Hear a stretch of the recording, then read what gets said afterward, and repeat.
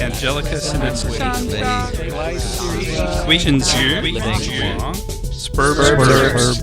Hello and welcome to episode 66 of Spurbs Herbs. Every time I see that number, I'm amazed that we've done that many, but appreciate you guys listening. Today we're going to be doing an interesting episode on a formula, a Chinese herbal formula called Xia Xie Xin Tang, Pinellia Decoction to Drain the Epigastrium. And we have a lot to cover. There's a lot of information about this particular formula, so let's get into it. On today, we'll be looking, as I just said, another Chinese herbal formula, Xia Xie Xin Tang. This is a really interesting, relatively commonly used formula in one of the most important Chinese formula categories, formulas that harmonize. And as usual, and we'll be talking about why it's an important category of herbs, of formulas. And as usual, we will be exploring this formula in depth and, of course, adding something a little different. Today, we will be discussing one of the major Confucian texts, the Doctrine of the Mean. So please join us for this episode. It's going to be fascinating, as usual. So if you've been listening for a little while, you know I have started a new webinar series and wanted to let you guys, my podcast listeners, know about it. It's called Integrative Nutrition in Chinese Medicine, and we'll cover biomedical and Chinese concepts of nutrition and explore the complementary and alternative concepts that are part of the modern supplement industry. This series will be one live class per month covering a category of nutrition and will include some basic biochemistry, nutrition, and supplements available on the market. In other words, it's going to be the perfect combination of biochemical nutrition, supplements, Chinese medicine, and real-world use cases. If you are a practitioner of any stripe or just interested in nutrition, this is the series for you. If you're just interested in nutrition, this is going to give you such an interesting perspective on nutrition, not just biomedical nutrition, which it does a lot of. I'm real big on that, but also we'll throw in some Chinese medicine into that nutritional pond and just learning about the supplements that are out there. It's just going to be a fascinating series. And you can sign up for the first class or the whole series at www.integrativemedicinecouncil.org. That's Integrative Medicine Council, COUNCIL.org. So don't miss this opportunity to learn about a topic all our patients ask about and get a firm understanding of the basics of integrative nutrition. So let's talk about the Doctrine of the Mean. It is one of the major texts attributed to Confucius, written around 500 BCE. So this is an old text. Now remember, we've talked about Lao Tzu, who wrote the Tao Te Ching, and that's sort of the founding book of Taoism. Confucius was around the same time. They were contemporaries-ish. There's a very famous story by Simon, a historian, several hundred years later, about a meeting between Confucius and Lao Tzu. I don't think it ever actually happened, but he wrote about it, and it's fascinating. So the other major texts include the Analects of Confucius, which is probably the most well-known, and the Great Learning, or Da Shui. So those are sort of the Confucian texts, the big ones, the founding ones attributed to Confucius. The Doctrine of Mean in Chinese is zhongyang, and so this word zhong is actually super important. It's basically a square with a line going through the middle of it, and it means middle, mean. This is zhongguo means middle country. That's what China calls itself. That is the official name for China, is zhongguo in Chinese. And so this is a really important word, zhong. Yang is a very complicated character here, and it is from the character for gong, which is a threshing tool, and yong, to use. Weiger, who's a sinologist, says ordinary, common, as the decortication of rice for everyday use is sort of how he talks about it. So sort of common. So this is Zhongyang together is often translated as Doctrine of the Mean.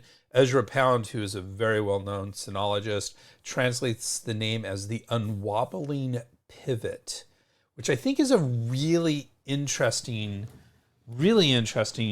term for this, because it kind of goes against other things, and the idea that it's unwobbling is an interesting idea, because in China, in Chinese thought, there's a lot of wobbling around the mean, and so this is saying there isn't wobbling. You know, this is, so it's an interesting translation. I'm not sure I agree with it, but it's an interesting one.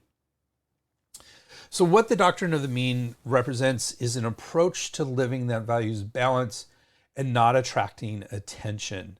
I went to medical school in Australia, and they have something similar called tall poppy syndrome. That's when someone wants, when the tall poppy, the idea behind it is when the poppy grows too tall, it gets cut down. And so anyone who's too big for their britches, as we'd say in the United States, is a tall poppy and has tall poppy syndrome. And so same thing here, not attracting attention, values balance, which, by the way, in a very fundamental way, is very similar to a lot of Taoist thinking as well. So there's not a huge difference here. So I come from a place where my background is Taoism. That's what first attracted me in all this stuff, and martial arts and all that sort of stuff. Love, Taoism. I've done deep dives into it. Love it. And my teacher was always like, Confucianism and Taoism are kind of opposites. One's about nature, and one's about society, and one's about getting out and having personal freedom, and the other one's like, you need to be in a rigid structure of the society. And so there's a little bit of an opposition there for me in my mind between Confucianism and Taoism, but there are some similarities here too, and this is one of those, that the balance and not attracting attention reflects a reverence for learning, devotion to the process of acquiring and deepening knowledge. Confucian education and civil service system based on this text. So as we move forward and Confucianism becomes an integral part of Chinese society, which doesn't happen for quite a while after this is written, this is the center of that. This is a really important aspect of how you get along in society and in government and things along those lines. Zhang and Rose, which they wrote a really good introductory book to Chinese thinking, and this is what they said. They said, through study and learning, one can discern the middle way. Through holding steadfastly to this middle way and not seeking to exert extreme influence, one can conserve and cultivate one's knowledge and one's survival, thus contributing to the most effective way possible to the health and well-being of the whole country. So that's their take on this. Now, this idea from these books, the Doctrine of the Mean, has influences on Chinese medicine, which of course is one of the core elements that we talk about in this series, in this podcast. And among those are balance among the various aspects and organs within the body comprises health. Neither yin nor yang should be one-sided or slanted, or disease ensues. None of the 5 phases should be overly dominant. So everything in balance is the idea there. The word zhong is used a lot in Chinese medicine as well. We have zhong jiao, or the center burner. We talked about the 3 burners in a previous podcast. It also means earth in the 5 phases. Earth is one of the configurations of the 5 phases, is called the heavenly stem formation, and in the middle is earth. So zhong is in the middle. And also zhong is in the middle between heaven. Delete that. I'm going off script, not good idea. So, and zhong also means to strike.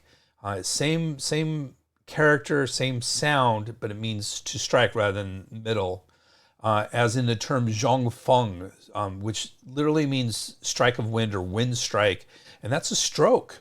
Sometimes it's translated as wind stroke, but that would be a stroke in modern Western terms. So those are some of the influences of Chinese medicine from Zhang Yang. Here are some excerpts from the Doctrine of the Mean translated by James Legge, who translated a lot of these in the last time it was published was 1893. But they were published previously as well. They were refinements. So here's a lot of what comes from his translation. So what heaven has conferred is called the nature. In accordance with this nature is called the path of duty. The regulation of this path is called instruction. The path may not be left for an instant. If it could be left, it would not be the path. On this account, the superior man does not wait till he sees things to be cautious, nor till he hears things to be apprehensive. There is nothing more visible than what is secret, and nothing more manifest than what is minute. Therefore, the superior man is watchful over himself when he is alone. So, this is interesting. Some of the concepts here are definitely Confucian, but some of the way it's phrased is sort of Taoist in those paradoxes. So it's kind of an interesting aspect of this. So we have some more excerpts. While there are no stirrings of pleasure, anger, sorrow, or joy, the mind may be said to be in the state of equilibrium. When those feelings have been stirred and they act in their due degree, there ensues what may be called the state of harmony. The equilibrium is the great root from which grow all the human actings in the world, and this harmony is the universal path which they all should pursue. Let the states of equilibrium and harmony exist in perfection, and a happy order will prevail throughout heaven and earth, and all things will be nourished and flourish. The master said, in archery, we have something like the way of the superior man. When the archer misses the center of the target, he turns round and seeks for the cause of his failure in himself. The way of the superior man may be compared to what takes place in traveling. When to go to a distance, we must first traverse the space that is near, and end in ascending a height when we must begin from the lower ground. Sincerity is the way of heaven. The attainment of sincerity is the way of men. He who possesses sincerity is he who, without an effort, hits what is right and apprehends without the exercise of thought. He is the sage who naturally and easily embodies the right way. He who attains to sincerity is he who chooses what is good and firmly holds it fast. To this attainment there are requisite the extensive study of what is good, accurate inquiry about it, careful reflection on it, the clear discrimination of it, and the earnest practice of it. Therefore, the superior man honors his virtuous nature and maintains constant inquiry and study, seeking to carry it out to its breadth and greatness, so as to omit none of the more exquisite and minute points which it embraces, and to raise it to its greatest height and brilliancy, so as to pursue the course of the mean. He cherishes his old knowledge and is continually acquiring new. He exerts an honest, generous earnestness in the esteem and practice of all propriety. So that's a little bit about the Doctrine of Mean, and with that little amuse-bouche, let's get into the main entree with today's herbal formula. Xia Xie Xin Tang is, and let me do that a little bit better with the accents. Xia Xie Xin Tang is translated as Pinellia Drains the Heart Decoction.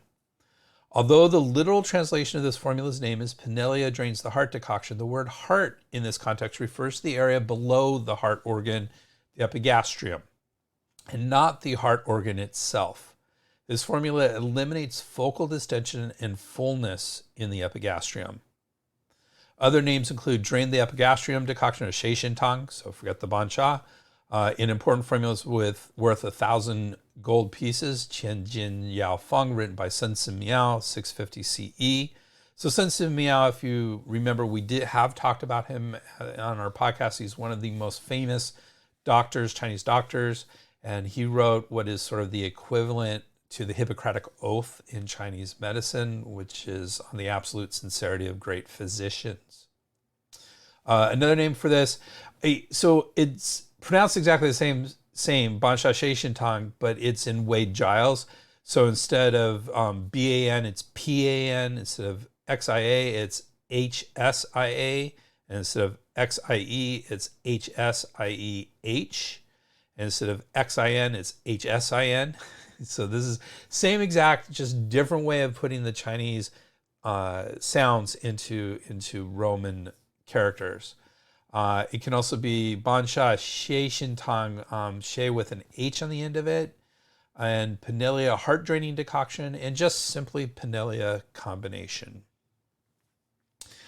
This formula is in the subcategory of formulas that harmonize the stomach and intestines, under the category of formulas that harmonize.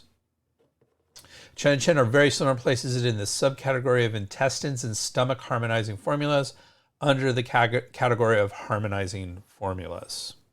So very similar. So let's talk about those formulas that harmonize. This is, I think, one of the most important categories of all the categories in Chinese formulas is formulas that harmonize. And we're going to find out why right now as we kind of discuss them in general. And then we're going to talk about specifically about the subcategory that this formula is in. So formulas that harmonize. Scheid and his team, remember that's one of our big texts that we use, formulas text, and then he was also involved in the individual herb text, but not the lead author on that. So Scheid and his team describe the overall category in the following way. Among the 8 methods of treatment, the formulas in this chapter belong to the harmonizing method, or He Fa. In its widest sense, harmonization refers to the regulation of yin and yang within the body, and thus to the goal of all treatment in Chinese medicine. The term used in this way occurs several times in the Inner Classic, and in ancient Chinese medicine was used interchangeably with the term for treating or curing, or zhi. A somewhat similar usage can be found in Discussion of Cold Damage and Essentials from the Golden Cabinet, the late Han Dynasty text from which the majority of the formulas in this chapter are drawn. Just so you know, we're going to find out this formula is from Discussion of Cold Damage and Essentials from the Golden Cabinet. There actually were originally the same book, and then they were split into different books later on. So this is the first book on formulas in Chinese medicine. Their author of both of those books, Zhang Jing, describes the action of 2 formulas: minor order the qi decoction, or Xiao Xie Tang, and cinnamon twig decoction, Guizhi Tang, as harmonious, He, which he contrasts to the action of stronger diaphoretic and purging formulas. Here, harmonious probably refers to relatively gentle treatment in general rather than to any particular method. The use of the term harmonizing method to refer to the strategies utilized in formulas such as minor bupleurum decoction or Xiao Chayu Tang did not occur until 1156 with the publication of Discussion Illuminating the Principles of Cold Damage. In this book, Chengwu Ji narrowed the concept of harmonization to mean a method of treatment appropriate for lesser yang warp disorders. So we've talked a little bit about this in the 6 levels, and lesser yang or Xiao Yang is one of those levels. I don't know where the word warp kind of came into this. I'm sure it has something to do with the characters, but it's in there. Okay, so this is from that book. When there is a cold damage pathogen in the exterior, one must seep it from the body as sweat. When the pathogen is located in the interior, one must flush and scour it out as diarrhea. When it is neither in the exterior nor in the interior, but half outside and half inside, inducing sweating is not appropriate, nor do vomiting or purgation provide an answer. In this case, it is appropriate to resolve the condition by harmonization. Minor bupleurum decoction, or Xiao Chayu Tang, is the formula that harmonizes the exterior and the interior. So that's from that book. Many later commentators, including Zhang Jiebin and Cheng Guo Peng, reminded their leaders that the original meaning of harmonization was far broader and that it could be achieved by methods as diverse as tonification and purgation, or moistening dryness and drying dampness. By then, however, Chengwu Ji's definition of harmonization was so firmly established that it could not be reversed. Instead, physicians expanded the scope of formulas included in the harmonization category. Besides formulas to treat lesser yang warp disorders, it gradually came to include formulas that treat disharmonies between the liver and spleen, gallbladder and stomach and intestines, as well as formulas that are indicated for malarial disorders.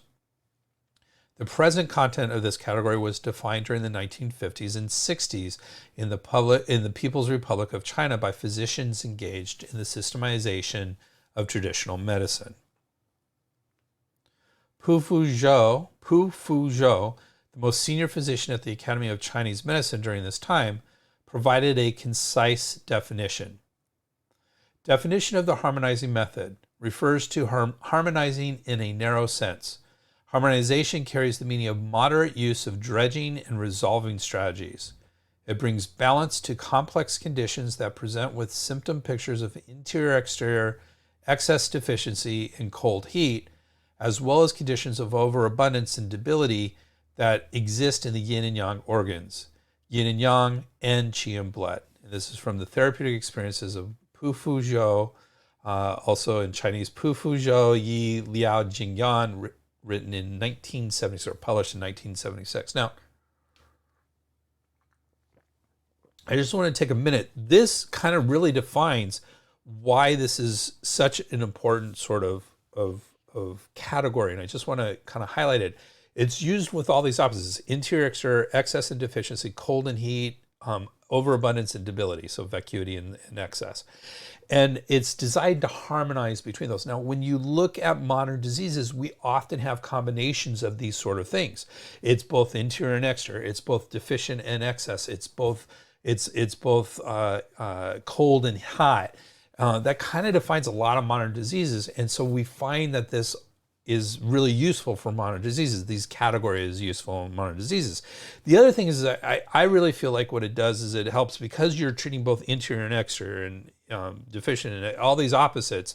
It allows the body to regulate what it really needs from the herb. So it needs some heat here and some coolness there, and it allows to do it. So these formulas tend to be very safe to use, very effective, and allows the body to do its own healing. So this is where, as I've become more and more of an herbalist, and this was backed up by the book The Successful Chinese Herbalist by Honore Lee Wolf and Bob Flaws.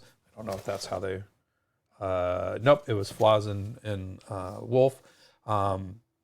Great little book on using this, and they kind of come to the same conclusion. The harmonizing formulas are really where it's at. So love these formulas a lot in Chinese medicine.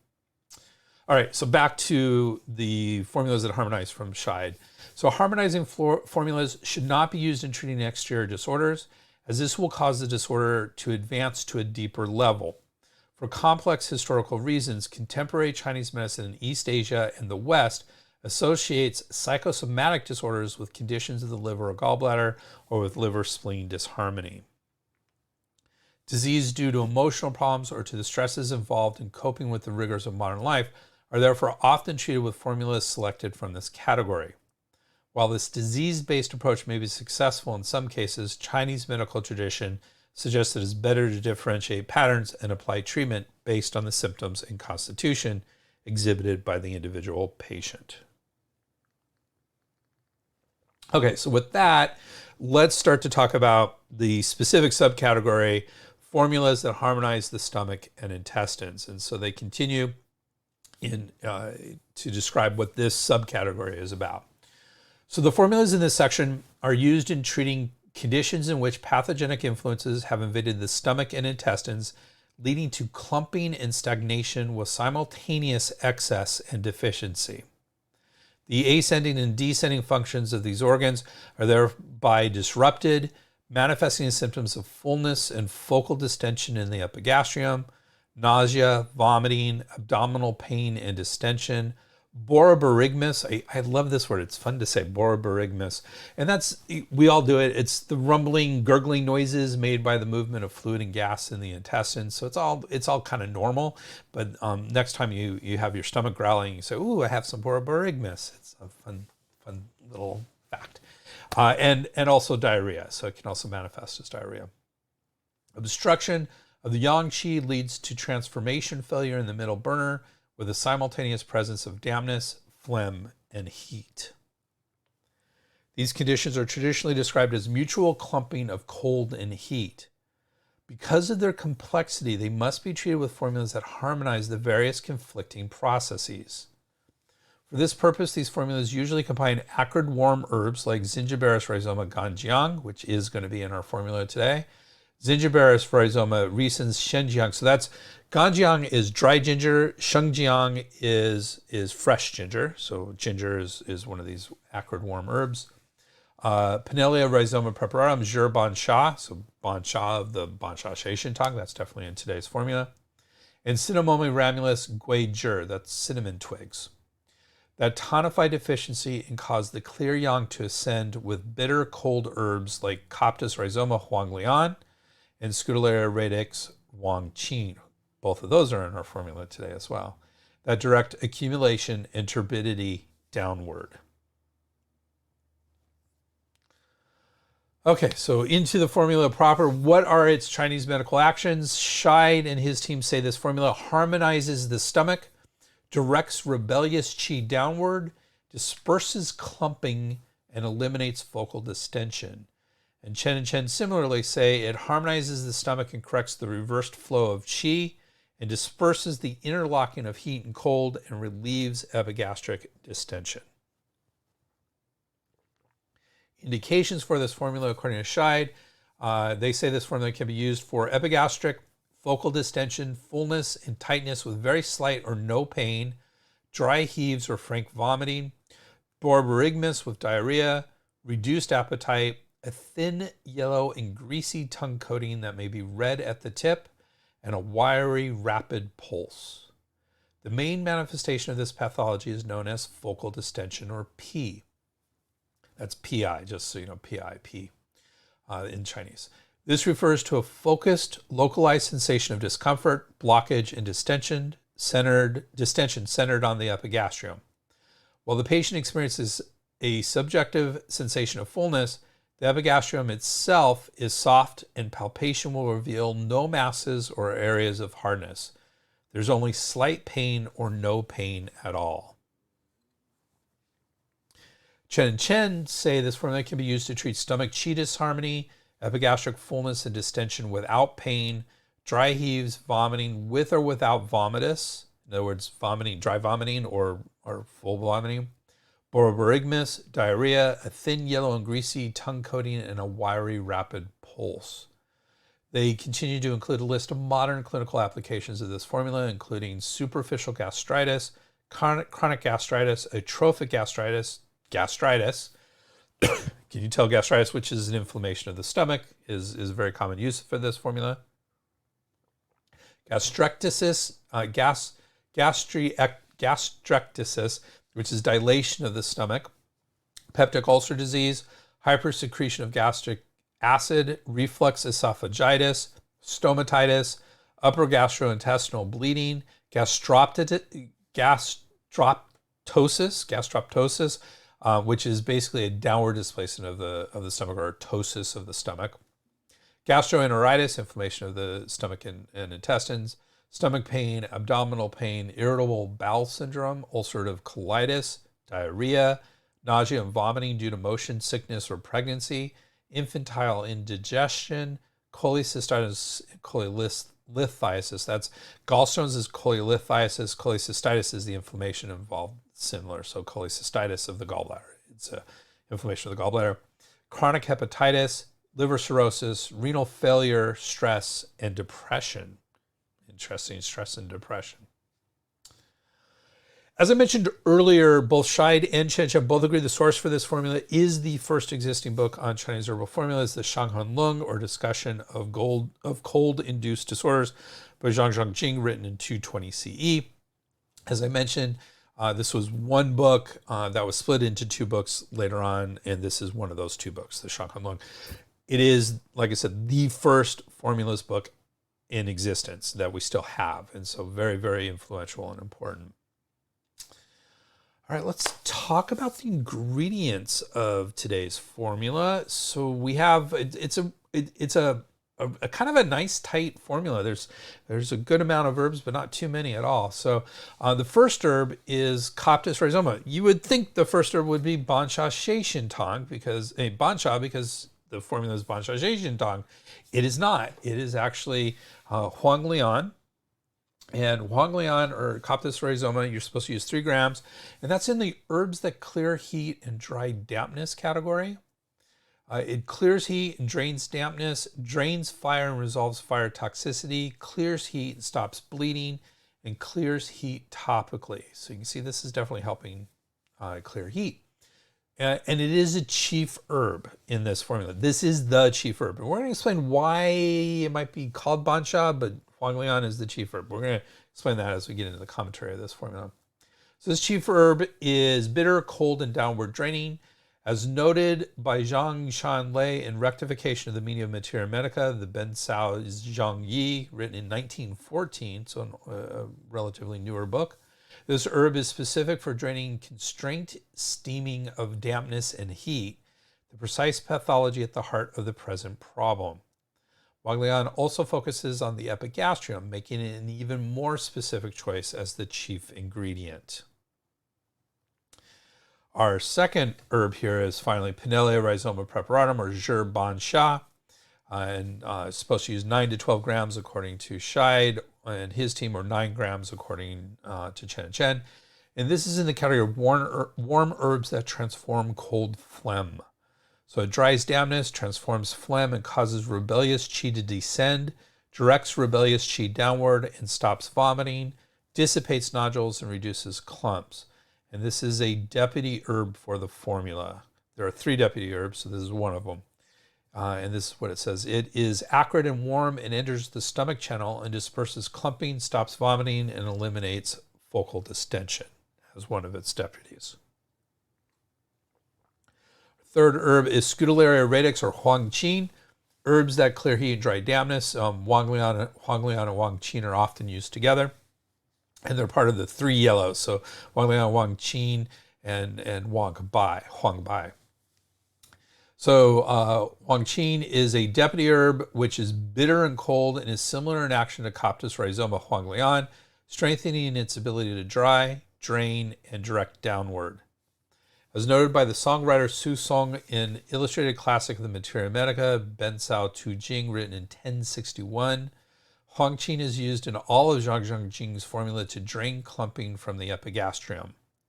According to Bensky et al., so this is the single herb text, this herb clears heat, dries dampness, clears heat and dries dampness, it clears heat and resolves toxicity, and clears heat and stops bleeding. You see that it clears heat. And sedates ascendant liver yang. Our next and the third jeopardy is Ganjiang, or Zingiberis rhizoma. This is dry ginger. We should be using 9 grams. And it's in the category of single herbs of warm, acrid herbs that release the exterior. It warms the middle and expels cold. Warms the middle I did that twice. Warms the middle and expels cold again. So correct that. Rescues devastated yang and expels interior cold, and warms the lungs and transforms thin mucus. The third deputy is acrid and very warm ganjiang, which enters the spleen and stomach. Assisting in the transformation of thin mucus while restoring yang qi to the middle burner, it treats both the root and branch of this pattern. So notice we're using the cool herbs, Huang Lian, Huang Qing, in this, as well as Ban Sha, and then now we have a really warm herb, Ganjiang, so that's where it treats both the heat and the cold. Our next herb is ginseng radix, or ren shen. This is ginseng, herbs that, and it's in the category of herbs that tonify qi. We're supposed to use 9 grams in this formula. According to Bensky, this is, ren shen has the following actions. It powerfully tonifies the primal qi, strengthens the spleen and tonifies the qi, tonifies the lungs and augments the qi, generates fluids and stops thirst, and benefits the heart qi and calms the spirit. We're going to see what it does in this formula in just a minute, because combined with our next herb, which is jujube fructus dazao, and traditionally it was 12 pieces of dazao, but generally in modern times we use 4 pieces. And that also is in the herbs that tonify the qi category. So we have ren shen and dazao in that category. Traditionally, it tonifies the spleen and augments the qi, nourishes the blood and calms the spirit, and moderates and harmonizes the harsh properties of other herbs.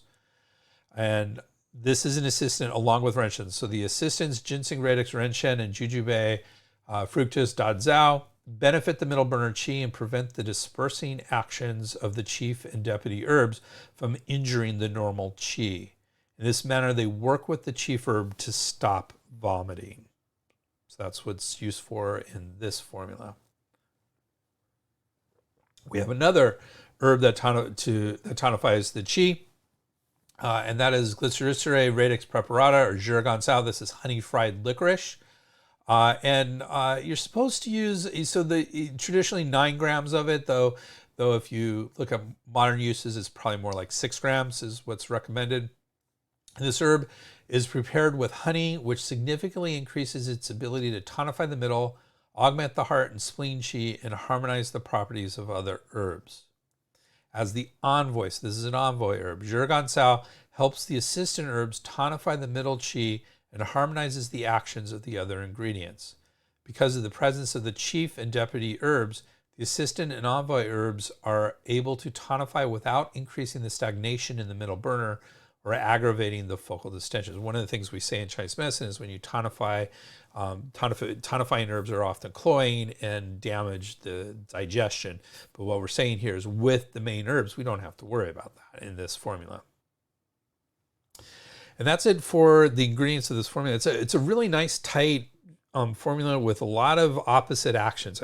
It's a really nice formula.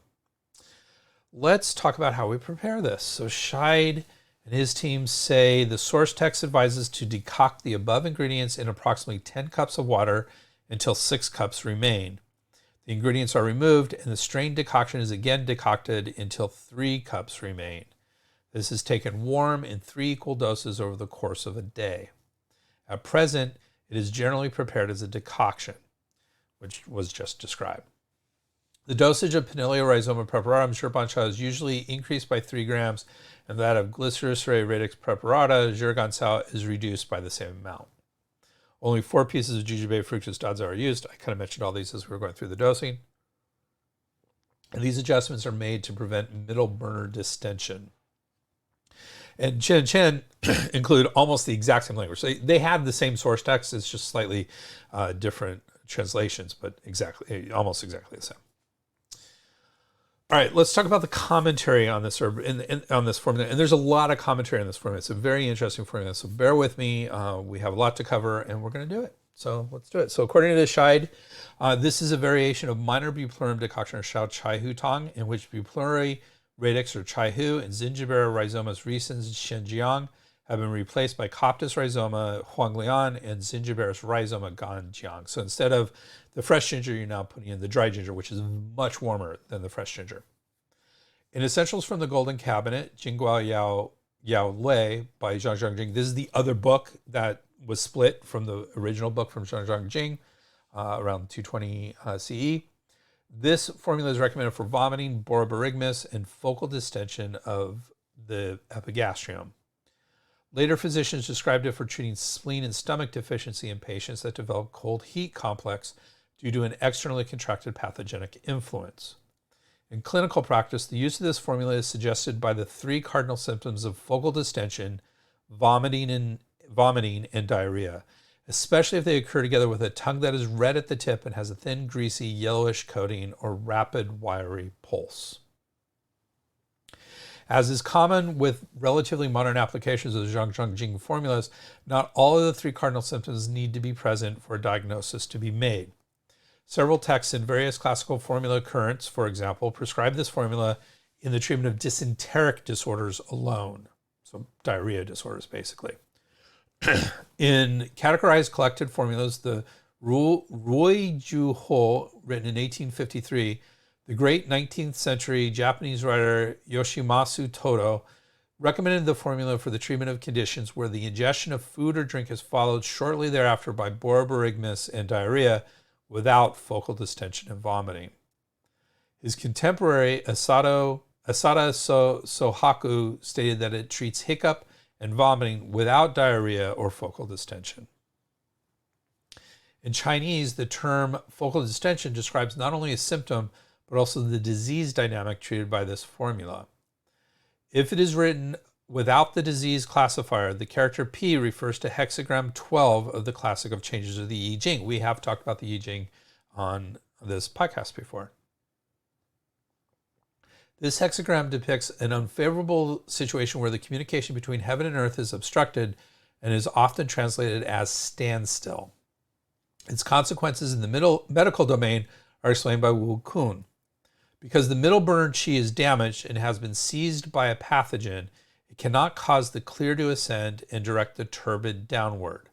This obstruction in the middle is the same as heaven not connecting with earth in hexagram 12, causing obstruction. And this was written in Investigations of Medical Formulas, the Yi Fang Cao in 1584. Continuing with Scheid.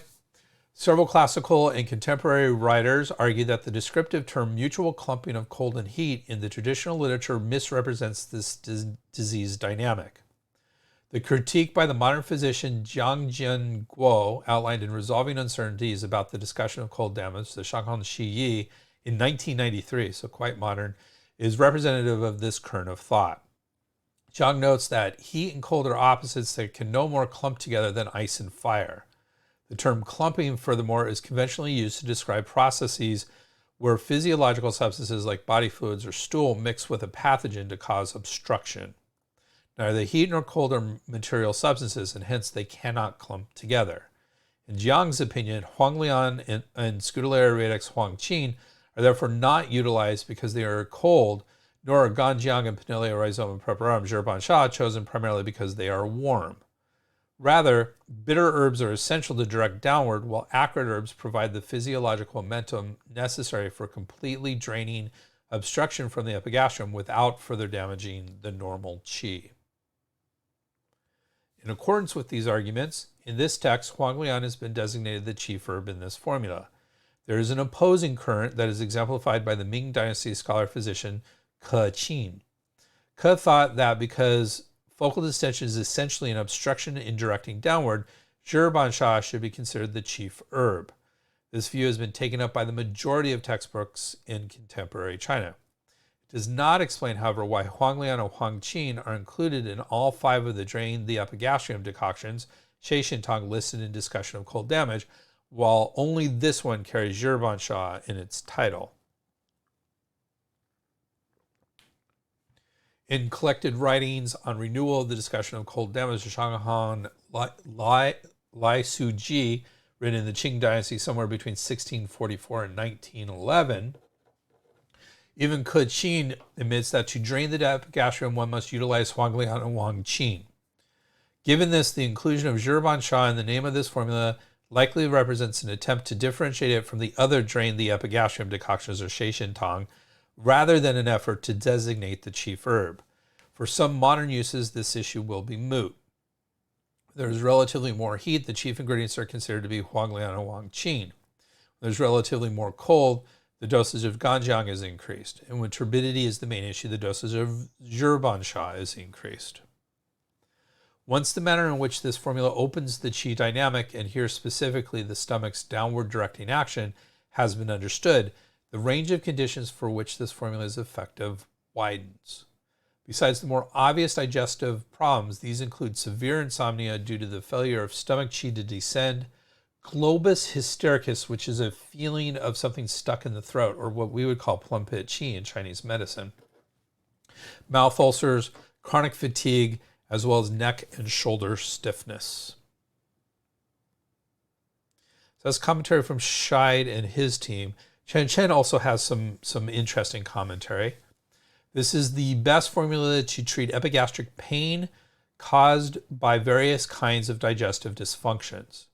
A question is often raised as to why Bansha Xie Xin Tang, a formula that treats epigastric distension and fullness, would contain Renshen radix et rhizoma ginseng, Gansao radix et rhizoma glycericerae, and Da Zhao fructus jujube, 3 tonic herbs that could create more stagnation.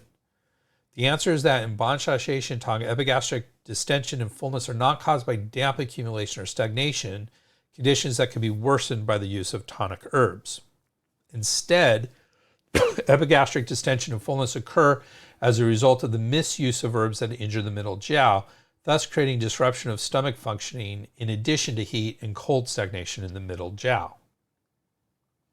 Jiao means, as we're talking about, one of the burners. So the san jiao are the three burners.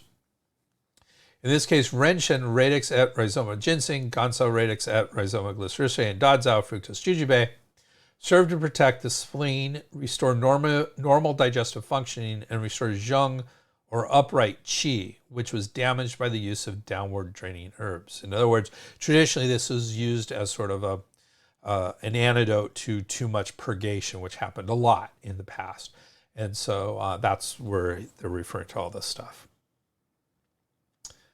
Okay, that's it on the commentary. That was a lot. Let's get into, we're in the downhill now. So let's talk about modifications of this formula.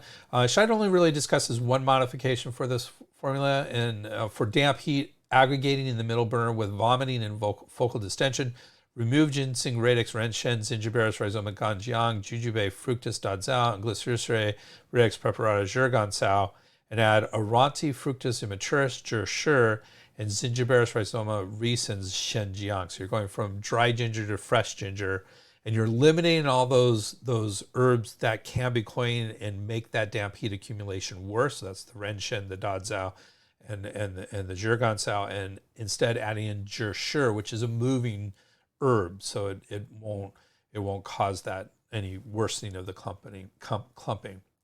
Chen actually has numerous modifications, which we're not going to discuss due to time constraints here. They had like 8 or 9, 10, somewhere in that thing. And they were relatively small, but we don't have time. So we're moving on. Comparisons with other formulas. Scheid talks about this with several other formulas. The first thing he talks about is this formula versus minor decoction for pathogens stuck in the chest, or Xia Xie Tang, and major decoction for pathogens stuck in the chest. So minor and major decoction for pathogens stuck in the chest, or Da Xian Xiang Tang.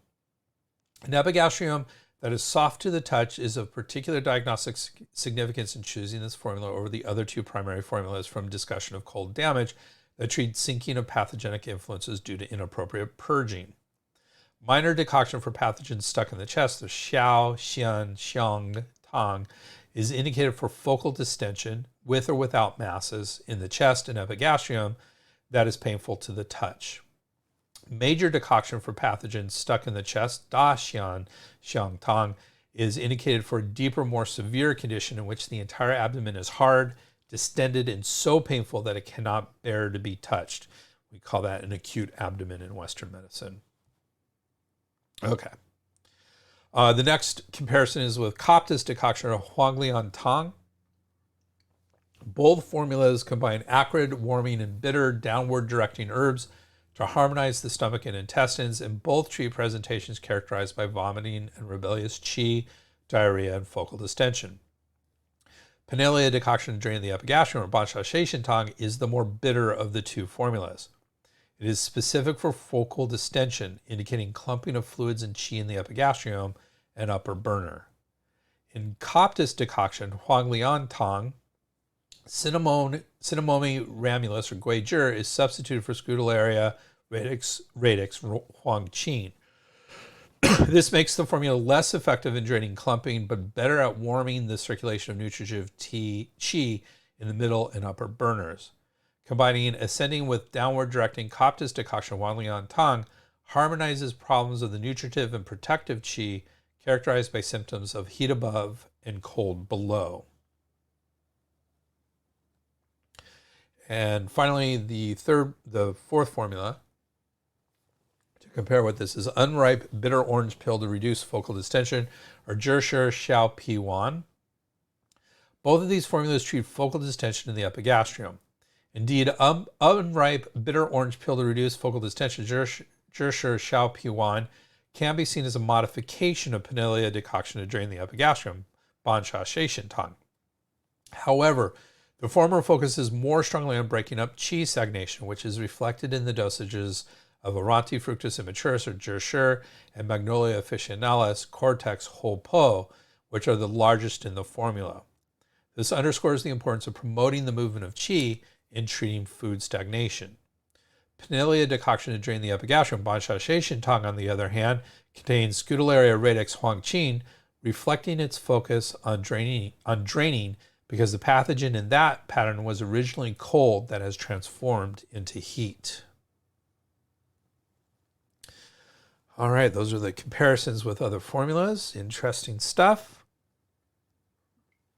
Now we have biomedical indications for this formula. Scheid and their team say with the appropriate presentation, this formula may be used to treat a variety of biomedically defined disorders, primarily those affecting the digestive system, such as gastritis, peptic ulcers, gastroesophageal reflux disease, chronic cholecystitis, that's the gallbladder inflammation, colitis, inflammation of the large intestine, and hepatitis, inflammation of the liver. It has also been used for hyperthyroidism, chronic asthma, conjunctivitis, so the inflammation of the conjunctiva of the eyes, aphthous ulcers, coronary artery disease, insomnia, amenorrhea, and morning sickness. Chen say it can be used to treat superficial. Actually, we went over all that with that already, so I'm not going to list all these again with Chen. So there you go. We already talked about what Chen said it can be used to treat. The science here is interesting. Chen discusses studies with positive findings using modified versions of Xia Xie Xin Tang as treatment for a lot of different stuff. Now, looking at these, I have the end numbers. I'm not going to read them off to you. All of them are small. The largest of them is 100 patients and is a number of patients, which is statistically significant, but still relatively small thing. And there are a couple, there are 2 100s, 181. Most of these are in the 30s, 40s, 50s, even one's 25, a couple are 25 patients. You need at least 30 or 40 to be statistically valid. These aren't that much more than that. So these are all really, really small from China, that sort of thing. So here is what a listing of what those are. The other thing I don't like about it is they're all modified from Xia Xie Xin Tang. So it's not, none of these are just straight Xia Xie Xin Tang. They all had modifications. So I guess what I'm saying is take all of this with a little bit of a grain of salt, though it's interesting. They're at least clinical, they're at least in humans, and they show some benefit in these cases. So there we go. With all that said, here's the list. Gastritis caused by bile acid regurgitation, superficial gastritis, chronic gastritis, atrophic gastritis, peptic ulcer disease, upper gastrointestinal bleeding, reflux esophagitis, morning sickness, which sounds like really useful, but that was one of the ones with an N of 25, so not statistically valid. Infantile indigestion, gastroptosis, that's that ptosis, that dropping of the stomach, gastroenteritis, stomach pain in geriatric patients, abdominal pain in children, irritable bowel syndrome or IBS, ulcerative colitis, diarrhea, cholecystitis and cholelithiasis, those gallstones, hepatitis, and chronic renal failure. So that's it for the science at this point. I because this is going so long, I didn't do a deep dive into the science. I just took it from Chen, but there's a lot of science on this, I think, a lot of research. Okay. Drug-herb combinations. So Chen discusses positive effects from this formula when combined with cisplatin and I don't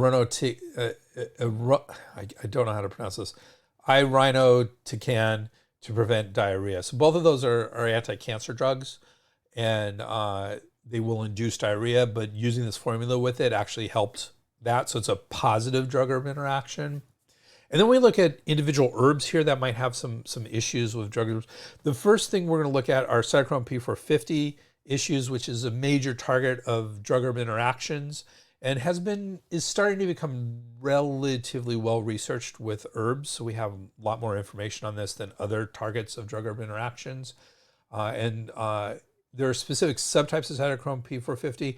The big one that we're really worried about is 3A4, and Huangqin Scutellaria is the only one that might inhibit 3A4. Oh, and I see Renshen may also inhibit 3A4. So those are concerns.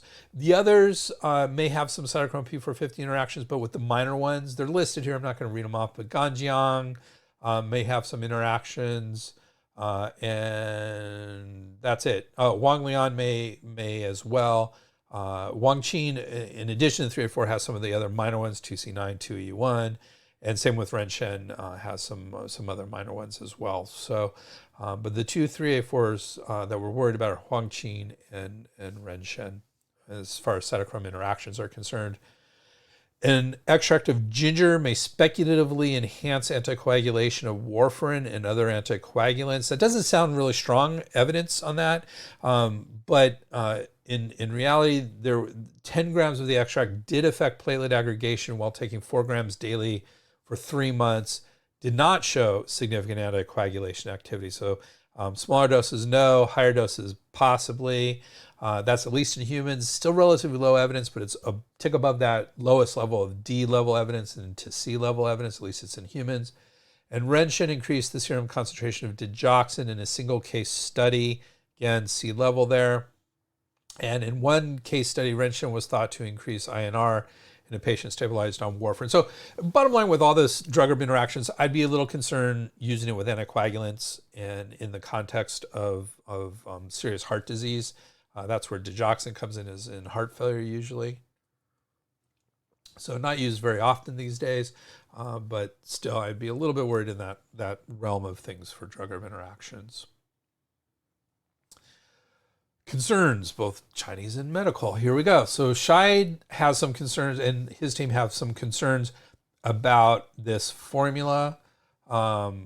This formula is indicated for focal distension caused by clumping or of constrained heat and fluids in the epigastrium. Where such distension is due to qi stagnation or harbored food, this formula will not be effective. Chen also has some cautions. Xia Xie Xin Tang is not suitable for epigastric distension and fullness or pain caused by accumulation of phlegm and heat, food stagnation, or qi stagnation. This formula should not be used in patients of nausea and vomiting caused by yin deficiency. Chen also has an interesting note on toxicity, saying administration of Xia Xie Xin Tang was associated with 1 case of pneumonitis in a 72-year-old woman. Pneumonitis means inflammation of the lungs. Upon admission to the hospital and discontinuation of the formula, the symptoms were relieved and the x-ray findings improved markedly. This is believed to be the first case of pulmonary hypersensitivity induced by Xia Xie Xin Tang in Japan. And there we go. We made it through right on time.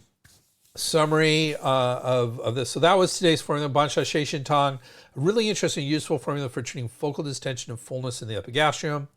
We started by discussing one of the great Confucian classics, the Doctrine of the Mean, and then we got into the formula, including its ingredients, commentary, the science, our concerns and cautions, as well as its potential drug interactions. And we learned this formula is really important in a wide variety of gastrointestinal complaints.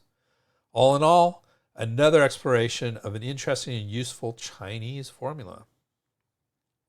In 2 weeks, we are going to be looking at another single Chinese herb, Zhuhong, Citri reticulate excarpium rubrum, a qi-regulating herb whose strength actually lies in its ability to treat phlegm, damp coughs, and vomiting and belching.